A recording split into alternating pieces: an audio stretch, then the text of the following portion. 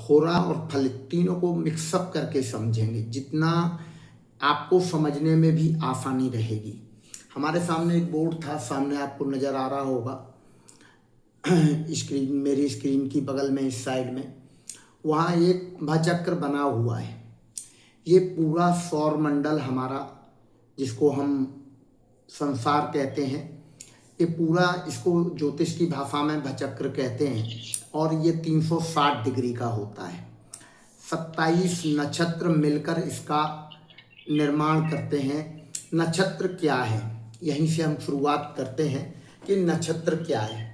नक्षत्र आकाश में चमकते हुए तारे जो हैं उनको हम नक्षत्र कहते हैं, जहाँ से हम आकाश की गणना करते हैं। हमारे ऋषि मुनियों ने तारों को देखकर गणना शुरू करी और 27 तारों की गणना में 27 नक्षत्रों को उन्होंने गणित में कैलकुलेट किया, और प्रत्येक नक्षत्र का मान 13 डिग्री 20 सेकंड रखा। इसको थोड़ा समझते जाएंगे आराम से। अगर आपको कॉपी पेन की ज़रूरत है तो नोट भी करते जाएंगे कि एक नक्षत्र का मान 13 डिग्री 20 सेकंड है। ये आपके बड़े काम की चीज़ है। आपको दफ़ा जब स्पष्ट करने आएंगे तब ये वाला पॉइंट, नक्षत्र वाला, आपको बहुत आसान और सरलता से रहेगा। अब एक नक्षत्र के अंदर 4 चरण होते हैं, तो लगभग 3 डिग्री 20 अंश का एक नक्षत्र के चरण का मान निकलेगा। मान लीजिए शुक्र का नक्षत्र पड़ता है, भरणी नक्षत्र के प्रथम चरण का किसी का जन्म है। अब आपको दशा ज्ञात करनी है, तो आपको अगर उसकी महादशा ज्ञात करेंगे तो आपके 3 चरण निकल गए, यानी 15 साल शुक्र के बाकी हैं। अब 5 साल में जितने डिग्री का नक्षत्र है, जितना चला है, उतनी ही उसकी महादशा का अंश निकालने में आपको, किसी को भी फलित करने में आसानी रहेगी। किसी ने आपको पूछ दिया कि मेरे भरणी नक्षत्र के दूसरे चरण का जन्म है, तो आप कहेंगे ठीक है, शुक्र की महादशा में आपका जन्म हुआ होगा, और शुक्र की महादशा में 10 वर्ष निकल गए। अब शुक्र में शुक्र की अंतरदशा 3 साल की, फिर शुक्र के बाद सूर्य, चंद्रमा, मंगल, राहु, तो आपको दफा काउंट आपके दिमाग में रहेगा। यानी कोई भी व्यक्ति के लिए आपको कुंडली लैपटॉप पे डाल के देखने की जरूरत नहीं पड़ेगी। तो मैं इस सिस्टम पे आता हूँ आपको। अब सबसे पहले जब हम समझ गए कि जितने आकाश पिंडीय चमक है और पूरा सौर मंडल है, इसको हम 360 डिग्री में डिसाइड कर दिया, और इस स्क्रीन के अंदर आप देख रहे हो 27 नक्षत्र उसमें लिखे हुए हैं, और टोटल हमने सौर चक्र को 360 डिग्री कर दिया। अब इसमें से हम जब 12 राशियों का मान निकालते हैं, ठीक है, इसको डिसाइड पहले नक्षत्रों से ही ज्योतिष देखते थे, आज भी साउथ में नक्षत्र का ही प्रभाव देखते हैं, लेकिन हम 12 राशियों पे अब आते हैं। अगला चरण होता है हमारा कि जब हम 12 राशियों पे आते हैं, मेष, वृषभ, मिथुन, कर्क, सिंह, कन्या, इस क्रम से हम 12 राशियों को नोट करते हैं। अब प्रत्येक राशि के लिए कितना अंश और कितने डिग्री का एक राशि का अंश हमारे इस चक्र के अंदर रहेगा, तो इसको निकालने के लिए हम 12 से 360 डिग्री में भाग कर देंगे, तो हमारा 30 डिग्री निकलेगा। ठीक है, 360 में आप जब भागित करेंगे तो 12 से 30 डिग्री निकलेगा। अब 30 डिग्री एक राशि का मान आ जाता है। इसमें कुछ राशियां लघु भी हैं। माइक्रोफोन ऑफ कर लें, आवाज़ ऑफ कर लें। हाँ, कहीं से आवाज़ आ रही है? धर्मेंद्र, आवाज़ ऑफ कर लो थोड़ा। हाँ, म्यूट कर लो, डबल जुड़े हो।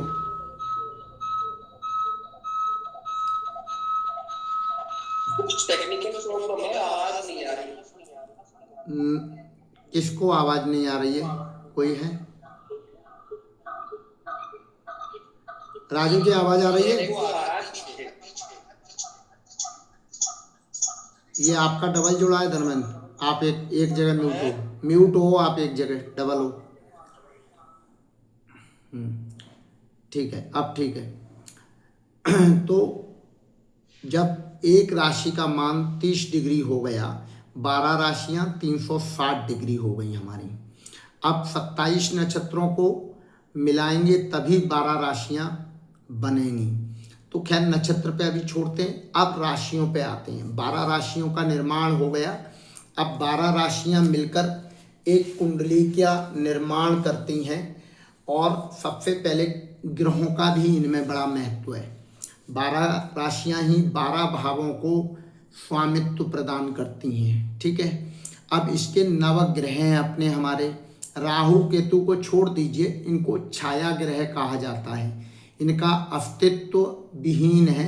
ये जिस ग्रह के साथ बैठते हैं, जिस राशि में बैठते हैं, उसके अनुसार फल प्रदान करते हैं। जिस राशि में होंगे उसके अनुसार ये प्रभाव करेंगे। अगर राशि और भाव का स्वामी बहुत मजबूत है तो वो इनके अनुसार फल देंगे। राहु मजबूत है तो वह राहु के अनुसार फल देगा। तो ये दो चीज़ें जब आप फलित करेंगे तब आपको समझाएंगे कि राहु का प्रभाव कहाँ राहु बलवान है और कहाँ राहु कमज़ोर होता है, तो दूसरे के अनुसार भी फल करता है, ठीक है। फिलहाल 12 राशियों के गुण स्वरूप स्वभाव पर आएंगे। उसके पहले नवग्रहों को आप नोट कर लीजिए और इनके ऊंच नीच भी आप अगर लिख सकते हैं तो बहुत बढ़िया रहेगा। मैं एक बार रिपीट कर दे रहा हूँ, अगर आपके पास कॉपी पेन है या कहीं आप इसको नोट कर रहे हैं तो नोट कर लीजिए। सबसे पहले ग्रहों में जब भी आप लिखेंगे तो पहला ग्रह सूर्य लिखेंगे।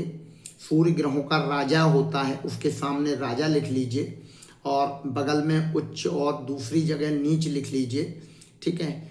और मूल त्रिक भी लिख लीजिए, ये भी आपके काम में आएगा। स्वराशि, ये पूरा चार्ट हम आपको एक बार तैयार करवा देंगे, लेकिन फिलहाल अगर आप नोट कर रहे हैं तो ये नोट कर लीजिए। दूसरा ग्रह चंद्रमा, जिसको रानी कहा जाता है, माता भी कहा जाता है, राजमाता भी कह लीजिए या रानी कह लीजिए। तीसरा मंगल, इसको सेनापति कहा जाता है ग्रहों के पद में, और इसको सेनापति के अलावा चिकित्सक, योद्धा, वकील, तर्क शक्ति का कारक होता है।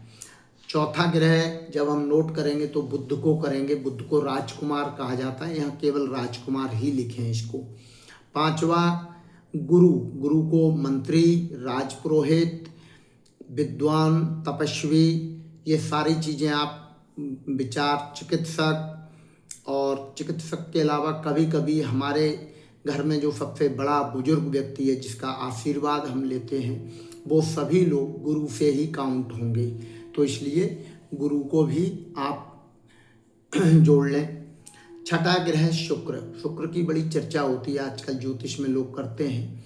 पुराने समय में शुक्र की इतनी चर्चा नहीं होती थी। शुक्र स्त्री कारक ग्रह है, लेकिन यह भी ब्राह्मण है, और शुक्र ब्राह्मण होने के साथ साथ मंत्री भी है, लेकिन इसको दैत्यों का मंत्री कहते हैं या दैत्यों का गुरु कहते हैं, लेकिन हम यहाँ इसको मंत्री ही रूप में रखेंगे और ब्राह्मण रूप में ही रखेंगे। सातवां ग्रह शनि है। शनि महाराज के बारे में सभी जानते हैं, कई लोग इनको सेवक कहते हैं, लेकिन फिलहाल न्यायाधिपति लिख लीजिए। यह न्याय का देवता है और शनि हमारे जीवन में कर्म के लिए बेहद जरूरी है। तो सेवक और न्याय का पति, ठीक है, ये दो उपाधियां शनि को दी जाती हैं, और शनि न्यायाधीश है। तो जब हम राजमंडल का निर्माण करते हैं उसमें शनि को न्यायाधीश का पद देते हैं। कई जगह कुछ शास्त्रकार इनको चांडाल के स्वरूप में रखते हैं, लेकिन मैं ऐसा, जितना मैंने ज्योतिष को पढ़ा है बड़े शास्त्रकारों को, शनि के बारे में चांडाल शब्द राहु के लिए प्रयुक्त होता है। अब चूंकि राहु और शनि का एक जैसा स्वभाव होता है, बहुत सारे लोग शनि का विचार राहु से करते हैं और केतु का विचार मंगल से करते हैं। पाराशर जी भी ऐसा ही कहते हैं कि राहु का विचार शनि के अनुसार होना चाहिए और केतु का विचार मंगल के अनुसार होना चाहिए। तो ये इन ग्रहों के बारे में इतना लिख लीजिए। अब सूर्य का उच्च राशि, ये कुछ बेसिक है जो आपको लिखने पड़ेंगे, याद करने पड़ेंगे, और ये मैं वैसे आपको नोट्स भी बना के डाल दूंगा, लेकिन आप इनको जितना खुद याद कर लेंगे, समझ लेंगे तो ज़्यादा बेहतर रहेगा। सूर्य हमेशा मेष राशि में उच्च का होता है, चूँकि मेष राशि मंगल की स्वामिनी होती है, मंगल के आधिपत्य की होती है। कोई भी ग्रह अपने परम मित्र के घर में जाके पावर में होता है। कोई भी ग्रह की सबसे ज़्यादा पावर कहाँ होगी? जहाँ उसका मित्र होगा, वो मित्र बलवान होगा, वहाँ पर वह पावरफुल होगा। मान लीजिए हमारी ताकत कई बार अपने घर में भी नहीं होती, हम अपने घर में भी बलवान नहीं होते, बहुत ताकतवर हों, पत्नी से दबना पड़ता है, बड़े भाई से डर के रहना पड़ता है, माता पिता से का भी डर रहता है, कई बार छोटे भाई भी बहुत ताकतवर होते हैं तो उनसे भी बड़े भाई की नहीं बनती है तो उसको डरना पड़ता है।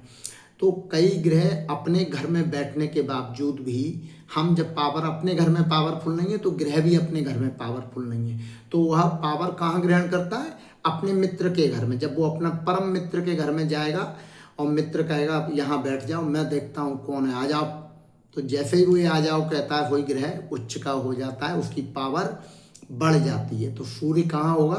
मंगल की राशि मेष, तो सूर्य की उच्च राशि मेष है। अब डिग्री छोड़ दीजिए, फिलहाल ये मान लीजिए कि सूर्य मेष राशि में उच्च का होता है और तुला राशि के अंदर वह नीच का होगा। नीच राशि तुला नोट कर लीजिए। इसके बाद चंद्रमा पे आते हैं। चंद्रमा शुक्र के राशि में, शुक्र को मित्र नहीं मानता लेकिन बड़ा उच्च का वही होता है, तो दोनों का संबंध भी है क्योंकि दोनों स्त्री कारक ग्रह हैं, शुक्र भी और चंद्रमा भी दोनों स्त्री कारक ग्रह हैं, इसलिए दोनों स्त्री कारक ग्रह एक दूसरे को सपोर्ट करते हैं। तो चंद्रमा शुक्र के घर राशि वृषभ में चंद्रमा उच्च का होगा, ठीक है।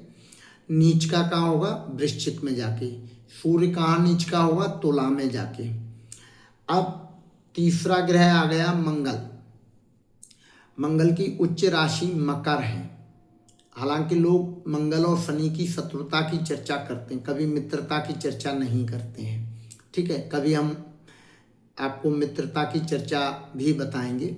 एक उदाहरण से समझ लीजिए, पूरा पुलिस डिपार्टमेंट मंगल से आता है। जब भी हम किसी की नौकरी की बात करते हैं, आर्मी की, फोर्स की, पुलिस की या सुरक्षा के किसी भी तंत्र की, तो उसकी संरचना का ज्ञान मंगल से करते हैं।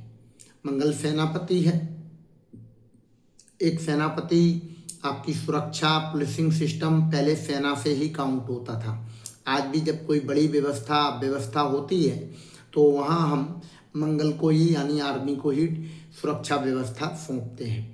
तो पुलिस का जो डिपार्टमेंट है वह भी मंगल के अधीन आता है। अब मंगल किसके अधीन काम करता है? पुलिस कभी भी डीएम के लिए उत्तरदायी नहीं होती, सीएम के लिए उत्तरदायी नहीं होती। पुलिस का डिपार्टमेंट कोर्ट के लिए उत्तरदायी होता है, कोर्ट के लिए काम करता है। जब भी आप किसी अपराधी को पुलिस पकड़ के ले जाती है तो कोर्ट कहता है कोर्ट के विचाराधीन है, कोर्ट की कस्टडी में है, जुडिशियल कस्टडी, ठीक है। क्यों? तो मंगल शनि के लिए काम करता है, ठीक है। तो दोनों का इतना संबंध समझ लीजिए कि मंगल शनि के घर में यानी मकर राशि में उच्च का होगा और कर्क में नीच का होगा। अगला ग्रह बुध है। अब बुध बालक है, तो बालक जहाँ रहेगा अपने घर में रहेगा तो अपने घर में ही अपने आप को बलवान समझता है क्योंकि उसके लिए उसका घर महत्वपूर्ण है। तो बुध बालक है तो बुध कन्या राशि में जाकर उच्च का होता है, यही मूल त्रिक का होता है, और नीच का मीन राशि में होता है, गुरु की राशि में, ठीक है। इसके बाद शुक्र पे आ जाइए। शुक्र आपका इस कुंडली के अंदर या किसी भी कुंड कहीं भी शुक्र जब उच्च का होगा तो मीन राशि में होगा, गुरु के घर में, और जब नीच का होगा तो अपने मित्र बुध के घर कन्या में होगा, ठीक है। अब क्यों होगा इसको थोड़ा समझिएगा, इसके भी लॉजिक समझाएंगे। शनि तुला के अंदर उच्च का होगा, शनि का परम मित्र शुक्र है, और नीच का कहाँ होगा? मंगल की राशि में। मंगल शनि के घर में उच्च का हो रहा था लेकिन शनि मंगल के घर में नीच का हो रहा है, ठीक है। तो मेष राशि के अंदर शनि नीच का होगा और तुला के अंदर उच्च का होगा। राहु और केतु के बारे में अनेक भ्रम है, लेकिन मैं पाराशर जी को मानता हूं। तो पाराशर जी कहते हैं राहु को चंद्रमा के अनुसार उच्च और नीच का विचार करना चाहिए और केतु का जैस्ट इससे अपोजिट होता है। तो राहु इस किसी भी कुंडली में कहीं भी बैठा हो, लेकिन जब उच्च और नीच का विचार करेंगे तो वृषभ और वृश्चिक से करेंगे। राहु की उच्च राशि वृषभ होगी और नीच राशि वृश्चिक होगी। इसके बाद केतु, तो केतु उल्टा हो जाएगा, केतु वृश्चिक में उच्च का होगा और वृष में नीच का होगा। अब थोड़ा सा कल राशियों के बारे में परिचय करेंगे, आज थोड़ा सा परिचय कर लीजिए, ठीक है। 12 राशियां हैं, 12 राशियों के नाम आप सब जानते हैं, जो नहीं जानते हैं वह नोट कर लें। मेष, वृष, मिथुन, कर्क, सिंह, कन्या, तुला, वृश्चिक, धनु और मकर, कुंभ, मीन, ये 12 राशियां हैं और इनको 1 नंबर से ही लिखना शुरू करें और क्रमशः लिखते जाएं। अब इनके जब स्वामियों की बात चर्चा करेंगे तो पहली राशि मेष, मेष का स्वामी कौन? मंगल, तो पहले मेष का लिख लीजिए, स्वामी मंगल। दूसरी राशि वृषभ, स्वामी शुक्र। तीसरी राशि मिथुन, स्वामी बुध। चौथी राशि कर्क, स्वामी चंद्रमा। पांचवी राशि सिंह, स्वामी सूर्य। छठी राशि कन्या, कन्या का स्वामी बुध। और सातवीं राशि शुक्र की, तुला और स्वामी शुक्र। आठवीं राशि वृश्चिक, स्वामी मंगल। और 9वीं राशि गुरु की, धनु, स्वामी गुरु। और मकर, मकर राशि का स्वामी शनि, कुंभ का शनि, ठीक है। 10 और 11 नंबर राशियों दोनों का स्वामी शनि है। 12वीं राशि मीन, इसका स्वामी गुरु है। अब ये 12 राशियों को जब हम इकट्ठा करेंगे तब एक कुंडली का निर्माण होगा और उसमें 12 घर होंगे। 12 घरों को ही हम भाव कहते हैं, ठीक है। अब इन घर को ही हम पूरा घर मान के इनसे क्या क्या देखते हैं, प्रथम भाव से, प्रथम घर से क्या देखेंगे, दूसरे घर से क्या देखेंगे, तीसरे से क्या देखेंगे, इन घरों को भाव कहते हैं। और इन 12 भावों के कई नाम हैं, इसमें कई बार हम कई नामों का जिक्र संस्कृत में करते हैं। कहीं त्रिक भाव कहते हैं, कहीं कोण भाव कहते हैं, कहीं श्री स्थान कहते हैं, कहीं लग्न स्थान कहते हैं। तो आज इतना ही। कल जब राशियों पे हम चर्चा करेंगे और भावों पे चर्चा करेंगे तो आपको थोड़ा चार्ट भी बनाएंगे और चार्ट बनाने के बाद यह भी बताएंगे कि 12 भावों के साथ उनके स्वामी और नवग्रह, इनका ऊंच नीच, ये आपको अभी बेसिक याद करना पड़ेगा। कल राशियों के स्वभाव पर चर्चा करेंगे, इसके अलावा चर्चा करेंगे फिर ग्रहों पर और फिर करेंगे नक्षत्र पर, फिर वापस आएंगे। क्योंकि हम चाहते हैं कि आप जब ज्योतिष का अध्ययन कर रहे हैं तो आपका बेस मजबूत होना चाहिए। अगर कोई हमें बड़ा मकान खड़ा करना है तो उसके ऊपर हमें मजबूती रखनी होगी और बहुत ज़्यादा समय आपको नहीं लगेगा। बेस याद करने में 8 से 10 दिन का टाइम लगेगा। अगर 10 दिन आपने ध्यान से मुझे दे दिए, 1 घंटे का समय, मैं ज़्यादा समय नहीं लेता हूँ आप लोगों का, आधा घंटे पढ़ाऊँगा, बाकी आपको याद करना है। बस इतना अगर आपने कर लिया और 15 दिन कर लिया, फिर आप कोई भी ज्योतिष का ग्रंथ पढ़ेंगे, कोई भी शास्त्र पढ़ेंगे, वह आपकी समझ में आएगा। तो आज के लिए इतना ही। किसी का कोई प्रश्न हो तो वह पूछ सकता है मुझसे। कमल जी, विजय जी, अनुराधा जी, स्वाति जी, राजू भाई, आपको थोड़ा परिचय नहीं हो पाया आपसे, थोड़ा अनम्यूट कर लीजिए। पांडे जी,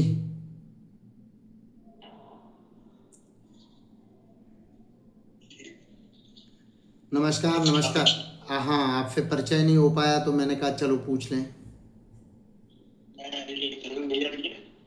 अच्छा अच्छा, के माध्यम से। अच्छा, बहुत बढ़िया। अच्छे से थोड़ा